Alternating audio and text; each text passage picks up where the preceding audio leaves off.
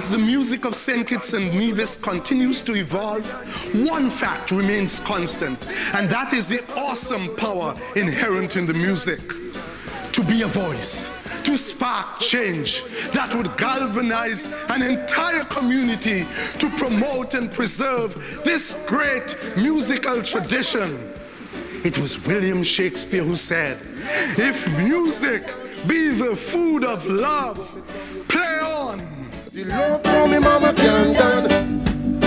Well, this is coming from you, we get some mix it. Love from me mama can't done. Mama yeah, mama yeah, mama yeah. Love how you kept it.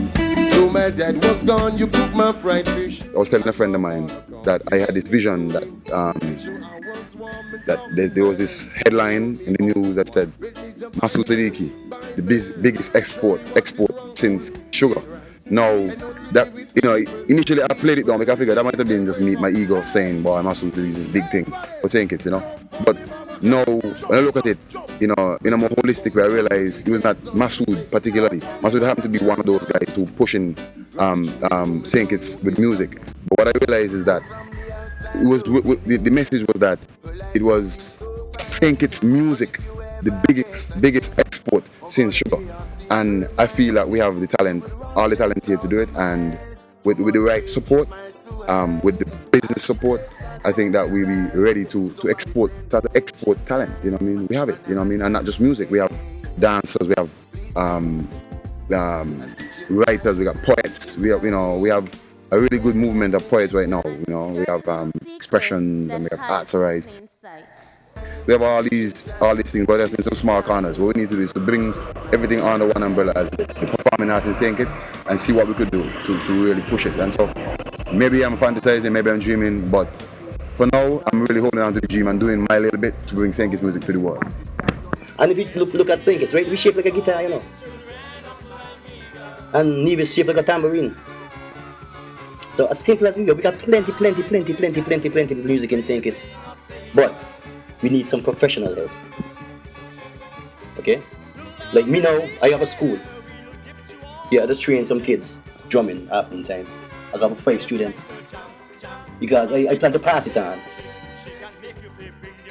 Check it out, I plan to pass on my skill to the kids, to the youth them coming up. So any youth out there who interested, check Uncle Big and I'll just work with you, alright?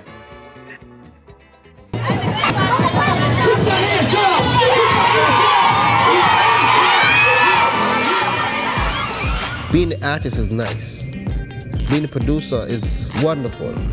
But what about 25, 30 and more other jobs that could be had in the industry that are just there vacant?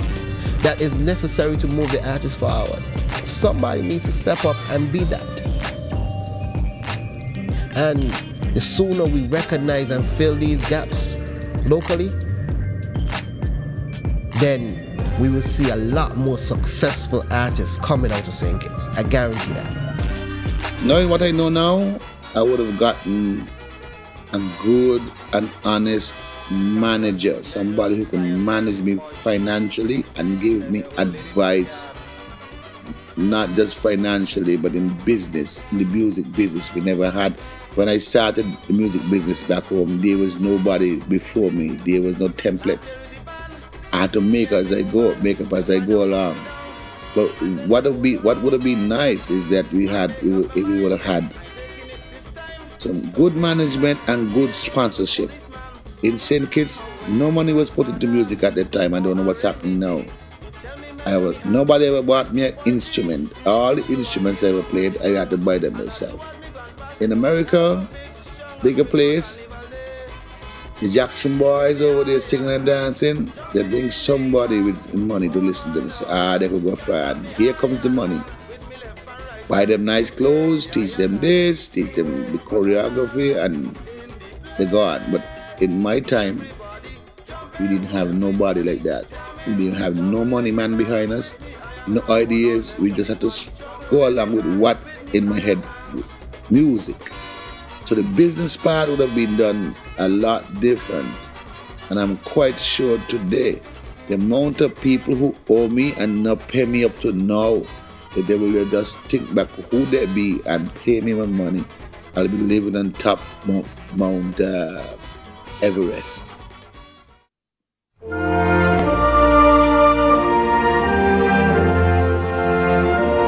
There's no vision without a kitchen, and no kitchen without a vision. And some of my relatives, my foreparents, came from Nevis. There were times when you would go across to Nevis and you do not necessarily have to have a place that, a home that you go to. But the sun would not set on you not having a place to stay, and vice versa. That was the gist of the national anthem for me. All I was saying is, well, think it's a Nevis. This is what we have. You know, we are spiritual people. You know, there's blood between us. Let's keep the best of what we have. You know what I mean? And move forward, forging forward is a common destiny.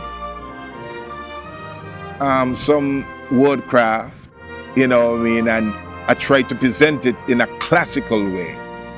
You know, so it would have what one would call longevity and appeal to everybody. You know, you have some sort of I would say foundation in history, even though it's recent.